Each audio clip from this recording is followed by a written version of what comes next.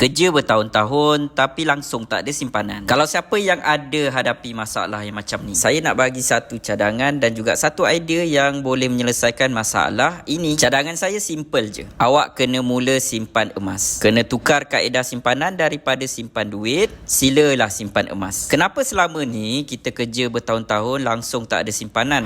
Sebabnya bila kita simpan duit, bila kita tengok duit tu makin banyak daripada 1,000 jadi 2,000 jadi 3,000 jadi 10,000, kita mula rasa kita ada berduit. Kita mula rasa kemampuan membeli kita semakin besar. Jadi bila ada je benda yang kita terfikir nak beli, pasti kita dah tak dapat nak tahan emosi kita berbelanja, maka kita gunakanlah simpanan kita tu untuk membeli. Tapi emas ni lain. Emas ni kalau kita simpan 1 gram, 5 gram, 10 gram, kita pandang emas tu, kita tak ada nafsu pun nak berbelanja. Kita tengok emas, kita pun tak tahu nilai emas tu berapa. Jadi sebab tu ramai yang berjaya menyimpan melalui simpanan emas. Paling mudah, paling ringkas, paling tak pening kepala, simpanlah di Public Gold. Sebab di Public Gold kita mudah dapat emas fizikal. Bajet nak beli emas pun minimum RM100. Kemudian kalau nak jual balik emas kita, jual kepada Public Gold tak cerewet. Jadi yang belum ada akaun Public Gold, jom kita mulakan tabungan emas.